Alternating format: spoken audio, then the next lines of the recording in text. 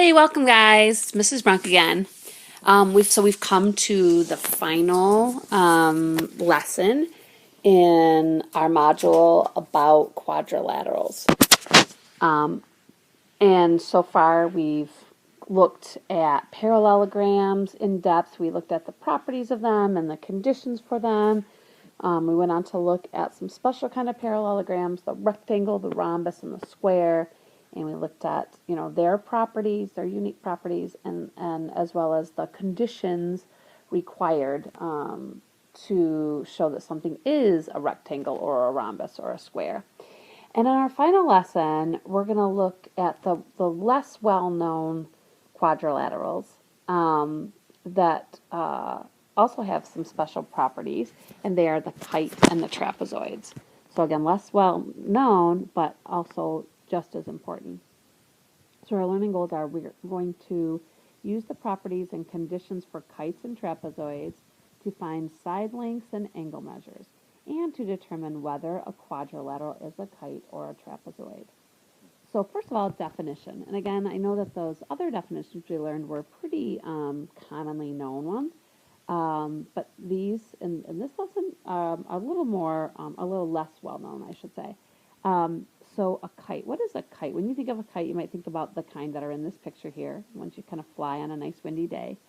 But in general, the reason why a lot of times you'll see kites shaped this way is because the definition of the actual quadrilateral called the kite is this. It's a quadrilateral with two distinct pairs of congruent consecutive sides. That means two pairs of sides that are next to. Remember, consecutive means next to, right? Oops.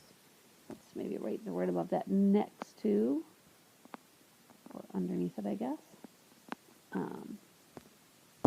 So in the diagram, what that would look like is like this, where you've got these sides that are next to each other that match. Remember in the parallelogram, it was sides that were across from each other that were equal, right? So the opposite sides were being equal. Here, it's the next to, or the consecutive sides that are equal.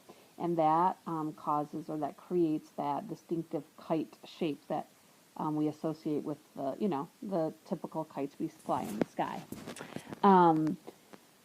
And so that's actually by definition what a kite is. But then the kite also has some additional properties that are contained in the kite theorems. So 4 kite theorems, ones that go along with this. There are additional properties. And the first one is this. If a quadrilateral is a kite, then its diagonals are perpendicular. Now you may remember when we brought that up with the rhombuses. The rhombus had diagonals that are perpendicular. In other words, they made 90 degrees here in the center.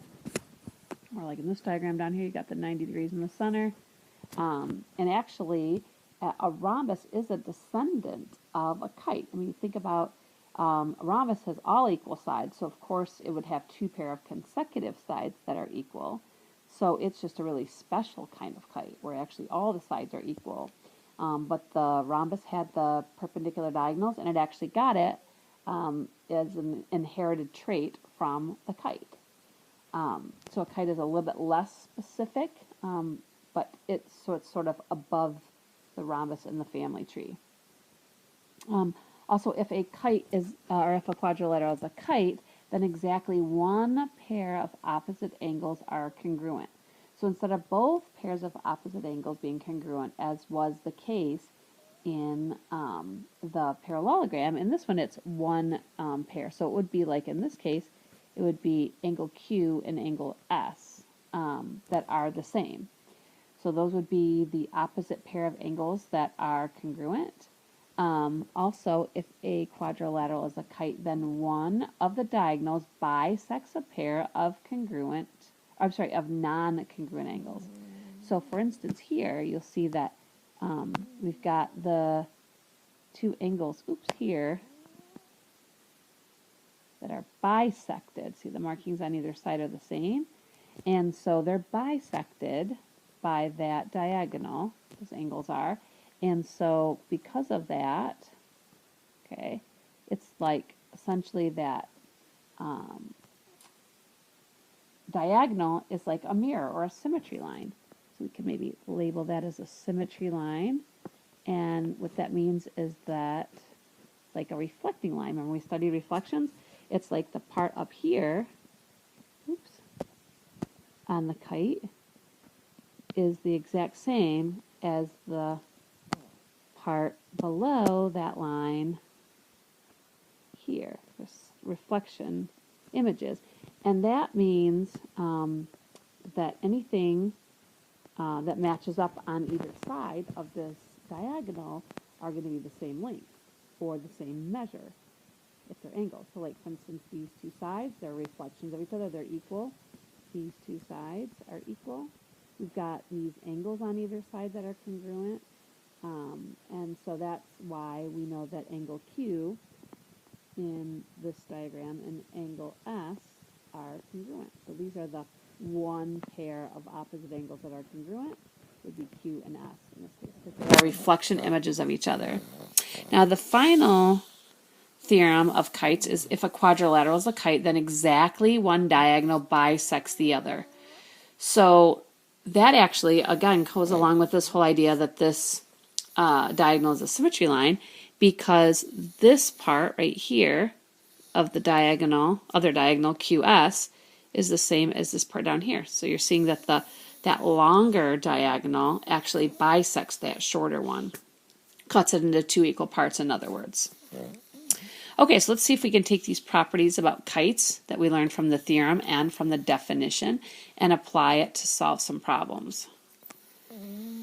Okay, so here we have a kite. We're told this is a kite, and we know, based on the given, that angle BAE, so let's see, BAE is this angle right in here, is 32 degrees.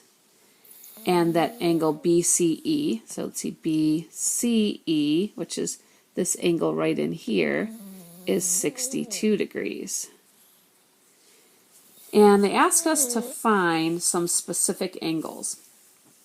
Now, sometimes I almost think it's easier to just look at the drawing and label everything that I know. In fact, let me just redraw this arrow just so it doesn't look like it's the angle in the middle, right? So that one's 62. Just to find everything I can find and then go back and look and see what they actually wanted me to find. So I should be able to find really any of these angles, because first of all, I know that these angles in the middle are 90 degrees.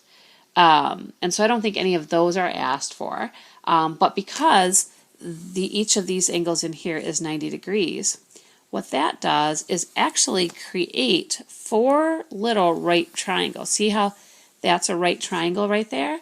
And so if the one angle that they gave us was 32, and we know that angle that's at that vertex E is 90 degrees, well then 90 and 32 make 122 degrees together, so that this angle right here would have to be 180 minus 122 degrees, which is 58 degrees.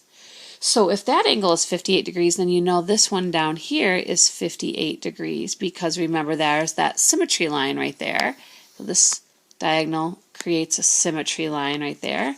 And so anything that's on one side, there's a mirror image on the other, which would also mean that this angle right here is 32. It would mean that this angle right here is 62 degrees. And now all that's left to find are these little angles right there. So that little angle right there, if I got another little right triangle, so I've got right triangle right here, which I have a 90 degree angle and a 62 degree angle, so that means this angle right here would have to be 180 minus 152. 180 minus 152, which is going to be 28 degrees. So this one's 28 degrees. This one down here would have to be 28 degrees. Now let's see what they actually ask us to find. So it looks like we've found every single angle we could possibly find. And so we should have answered the question by now. So let's see. Angle AEB. So where's AEB? ABE, sorry, ABE. Oh, that's this one right here. Well, that one was 58 degrees. Angle CBE. Angle CBE, let's see where that is. So BB is this one over here. This, change the color. We'll use the green to highlight that one. So that's this angle they want you to find right in there. And I can see that one is 28 degrees. They want us to find ABC also. So ABC is actually, change colors here. That's this whole angle ABC, and that actually is the sum of the 58 and the 28.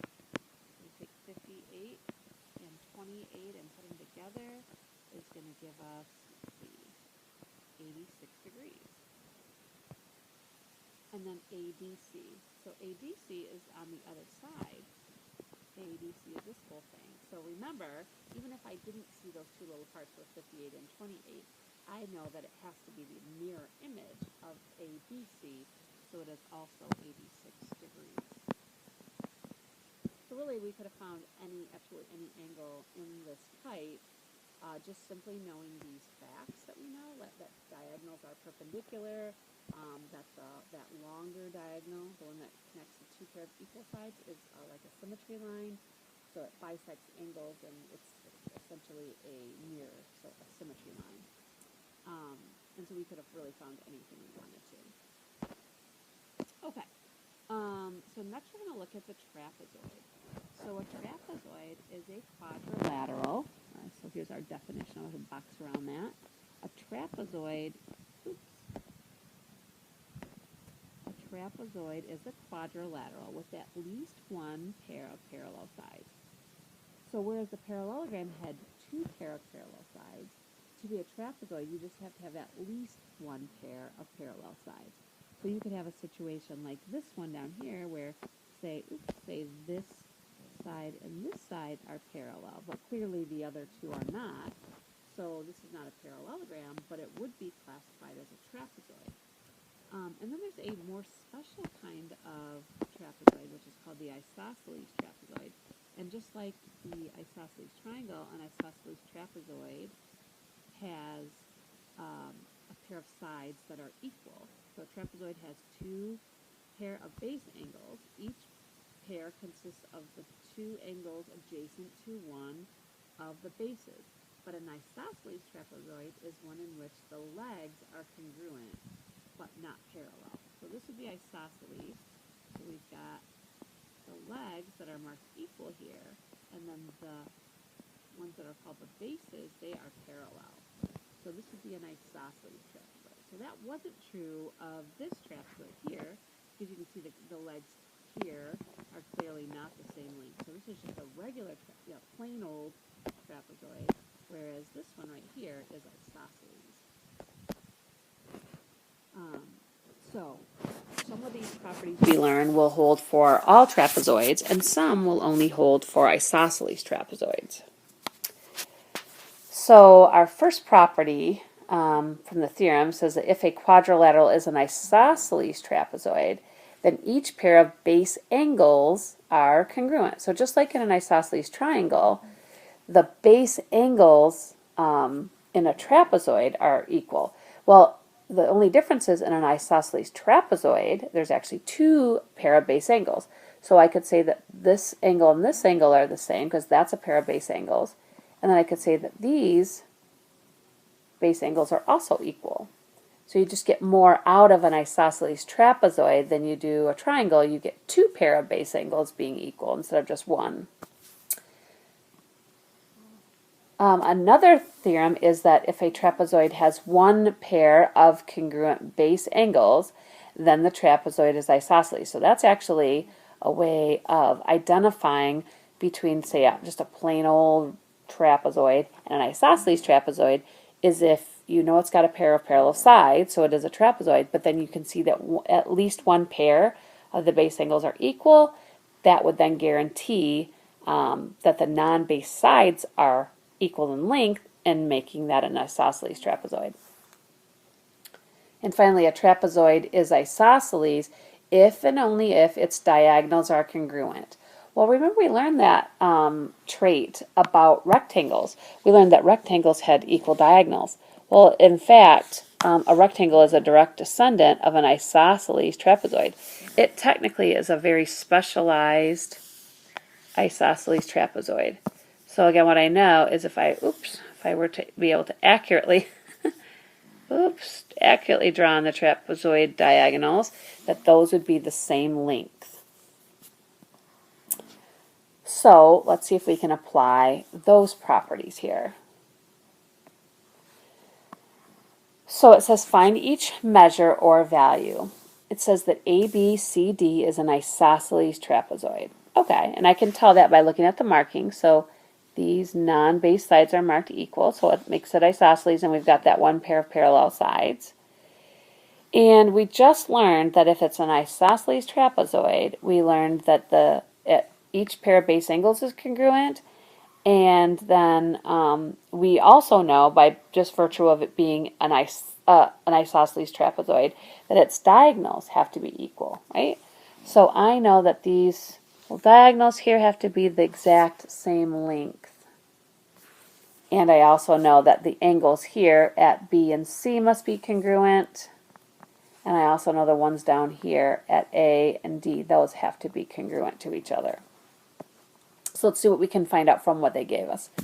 So they told us that AC, so that's this whole length right here, is 13.2. And then they tell us that BE, which is from here to here, this part right here I'm highlighting, is actually 4.8 meters. Okay. And they want us to find each of the following measures. So they want us to find DE. Well, first of all, if we know that AC is 13.2, we also know that BD is 13.2. So we've got that part. So if this whole thing is 13.2, and I know from B to E is 4.8, then from E to D, or from D to E, would have to be 13.2 minus 4.8.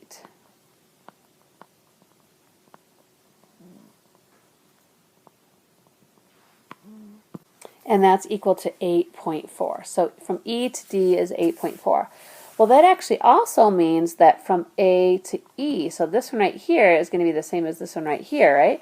So we just found from E to D, and so from E to A would have to be the same, which is what was asked right here. So that's also 8.4. Now they wanted us to find CE. So from C to E is this part right here. Well, that's going to be the same as from B to E. And they said that was 4.8. So from C to E, that would be 4.8 as well. And then BD, which is that whole other diagonal, they ask us, my drawing's starting to get kind of messy here. So then they wanted us to tell how long BD is, and BD is going to be the same as AC, which was given to be 13.2. So that's that whole length, 13.2. In B, it says find the value of x so that this trapezoid is isosceles. Well, we know from the theorem that if a trapezoid has one pair of congruent base angles, then it will have to be a trapezoid. An isosceles trapezoid. So we've got a pair of base angles here that are labeled. Angle F and angle E are labeled with the variable x. So they want us to find the value of x that would make sure that this turns out to be an isosceles trapezoid. And so that means that angle F would have to be congruent to angle E, and that means that 2x squared plus 21 would have to equal 3x squared minus 4. So to solve something like that, we're going to solve this just like it's a linear equation, but we'll just have one extra step. So we're going to get the x's on the same side, so I'm going to subtract 2x squared. That leaves me with 21 equals x squared minus 4. And then we're going to add 4, right, to get the x squared alone. So that's going to leave us with x squared equals 25. And then all I have to do is take the square root. And then the value of x that would make this true would actually be x could equal 5, or also -5. And then usually we've been kind of eliminating the negatives here because we're talking about like measures of angles or segments, which can't be negative. But if you think about, we're taking these numbers and we're substituting them back in an expression where we're going to be squaring them. So it really doesn't matter, because if you square a positive number, you get a positive, and if you square a negative number, you get a positive. So really both of these solutions would work in this case. Okay, so now we're going to look at our final property of trapezoids, and in fact the final property of quadrilaterals, since this is the end of the unit on quadrilaterals. And this final one is called the mid-segment of a trapezoid. So when we think about mid-segment, we actually talked about mid-segment of a triangle. Remember, so if we had a triangle and we wanted, we drew in the mid-segment, in other words, we found the midpoint of two sides, right? And we drew in that segment. Remember that that segment ended up being parallel to the third side of the triangle, and it was actually half the length, okay? Well, this is going to be a similar theorem here, but this time it's going to deal with trapezoids. And here's what it says. It says the mid-segment of a trapezoid is the segment whose endpoints are the midpoint of the legs. And the theorem says the mid-segment of a trapezoid is parallel to each base, okay? And its length is 1/2 the sum of the lengths of the sides of, or the lengths of the bases. And another way to say that is it's the average of the bases. Because if you have two things and you add them together and divide by 2, you'll get the midpoint, or the middle of those two lengths. And that's actually what the mid-segment would be. And it actually makes sense if you look at this drawing here. It looks like it is right in between the length of BC and the length of AD. And in fact, it is the average of those two bases. So we're going to take that, and so again, then it is also parallel to the two bases. So we're going to take and apply that theorem to solve some problems in our final examples. So first of all, in this example A, they want us to find the length of the mid-segment. Okay, so what we just said is that the mid-segment is actually the average of the two bases.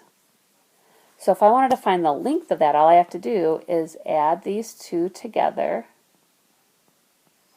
and divide by 2. So we're finding the middle of those two lengths, the length that's halfway in between those two.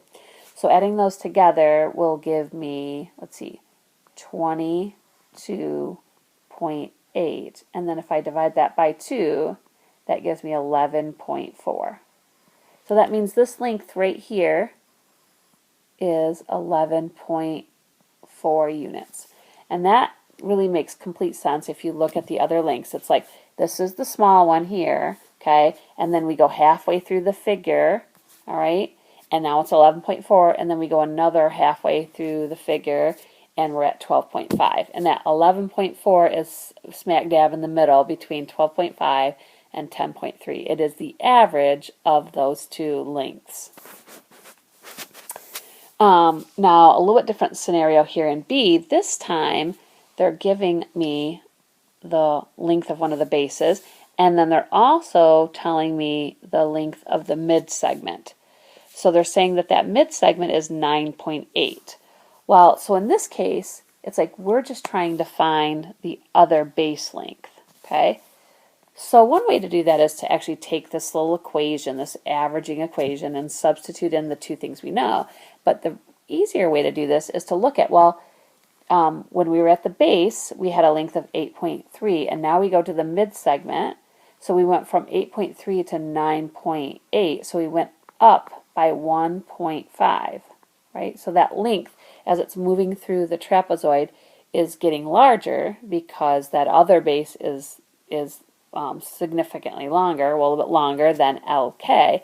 So in other words, then to go from the mid-segment now to that other base, I'm going to have to go up again by 1.5. So if I add 1.5 to 9.8, that's going to give me 11.3. So that means this length, which is the one they asked me to find, is 11.3. Now you could go back and double check that, because if you take the two bases, which are 8.3 and 11.3, and add them together and divide by 2, in other words, averaging them, you should get 9.8. And if you take and add those together, those add up to, let's see, 19.6. And if you divide that by 2, you get 9.8. So that verifies that other base of the trapezoid would have to be 11.3 for this to average and work. Now, our final example is, it tells us that PQ is 2 times the length of RS. So in other words, they're not really telling us what RS is, okay? But they're saying that PQ is twice as long as it. So we could actually find RS. So we know that if PQ is, I'm sorry, my dog is snoring really loud. She is very tired tonight. We could find RS just by dividing by 2, and that's 8.4. So we know that this part is 8.4. And then they want us to find now the length of the mid-segment. So that mid-segment then, now we can figure it out pretty easily by taking the two known bases, adding them up, and dividing by 2. In other words, finding the average of the two bases. So adding 16.8 and 8.4 gives me, let's see, 12, 14, 15, 25.2. And 25.2 divided by 2 is going to be, let's see, 12.6. So that means this mid-segment must be 12.6 units. And that makes sense if you think about as you're moving through the figure, from the largest base to the smaller base, it should be getting smaller by the same amount. So to go from 16.8 down to 12.6, you'd have to go down by 4.2, and if you went down by 4.2 again, you'd be down to 8.4. So it makes sense. So the missing length is 12.6. Actually, I said that was the final example, but there's a couple more, sorry. So our final two examples are going to focus on angles in the trapezoid and also things that relate to the diagonals. So in example 4, the first part, they want me to find the measure of angle R. So let's see, identify R here in the drawing. That's this angle right here. All right, so first of all, I can see that this is an isosceles trapezoid. I've got the pair of sides that's parallel. I got the non-base sides then that are equal. So what I could find, I can't find that angle R directly, but I could find this angle right here. This is the other base angle that goes with P, so those are going to be congruent, both 77. And then what I learned about angles that are between parallel lines. Remember, if these lines are parallel like this, it's like angle Q and angle R are same side interiors. And same side interior angles always add up to 180 degrees. So if angle Q is 77, then angle R must be 103 degrees, because 103 plus 77 is 180. So then that means that this angle over here must also be 103 degrees, which is angle S. So I could have really found all 4 of these angles, just all 3 of these angles, I should say, just being given 1 and knowing this is an isosceles trapezoid. So the measure of angle R is 103 degrees. And in this final example here, before we wrap this up and look at the full family tree for the quadrilaterals, this one's going to deal with the trapezoid diagonals in an isosceles trapezoid. So it says JL, which is this length right here, that diagonal, is equal to, and I guess we won't have to label it on there, but just leave the, I guess, the highlighting, is equal to 3y plus 6. And then the other diagonal, which is KM, is equal to 22 minus y. And it says find the value of y that makes this isosceles. Well, according to that theorem we learned back here, it says that a trapezoid is isosceles if and only if its diagonals are congruent. So if I wanted to make sure that this was isosceles, I'd have to know that the diagonals are equal. So I'd have to find a value of y that would make 3y plus 6 equal to 22 minus y. Or in other words, that would make JL equal to KM. So all I have to do is solve, and step one would be to get all the variables on one side. So I'm going to add y over here and over here. Here it'll cancel it out. Here that will make 4y plus 6 equals 22. Now I'm going to subtract 6, leaving me with 4y is equal to 16, and that means y must be 4. So if y was 4, that would guarantee that when I substitute into these expressions, the diagonals would have to be equal, and that would make this isosceles. Okay, so to wrap up our unit on quadrilaterals, we're going to take a look at all the ones we've learned so far and how they relate to each other. So first of all, we have quadrilateral. So quadrilateral is the general term. It means four-sided figure. And we have all of these different types. And we're going to see how they kind of all fit together. So we know rectangles, they have right angles. Okay, that's their definition. Rhombuses, they have 4 congruent sides.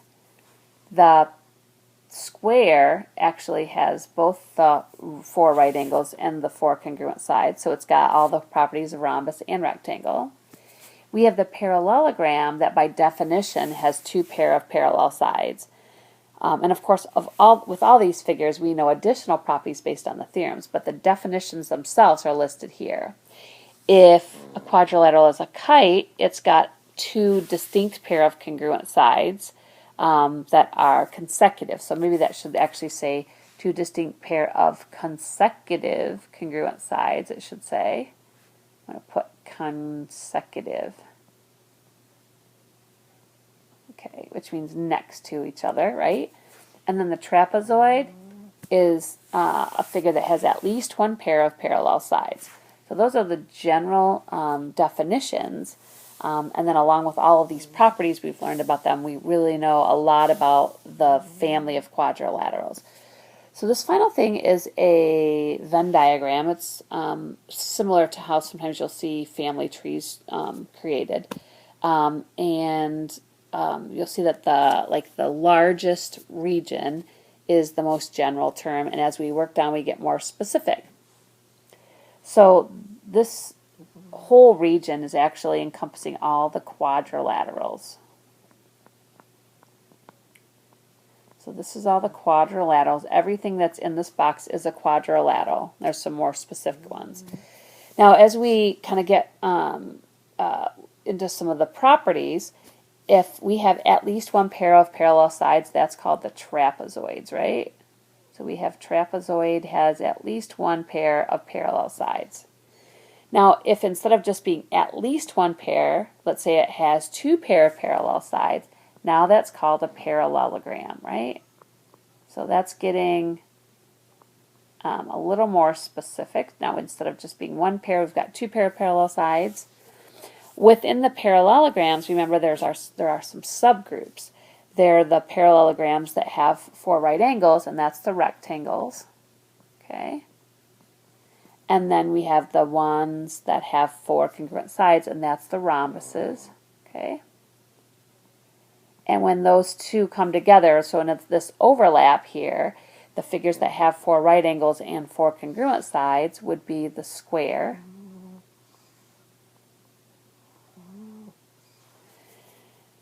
Now on the outside of that is actually the kite, which is two distinct pair of congruent sides, and technically the kites actually contain the rhombuses. So I don't love the Venn diagram version of this because it looks like there's really not a connection between the rhombuses and the kites, but actually the rhombuses are a subset of the kites, but the kite is two distinct pair of consecutive, let's put consecutive congruent sides. But this is kind of how they all fit together. So if something is a square, it is also a rectangle, and it's a rhombus, it's a parallelogram, it's a trapezoid, it's a quadrilateral, and in fact it actually also is a kite. So you get to know a lot about these figures by which other figures in the family that they relate to, and then they have all those shared traits or inherited traits we talked about.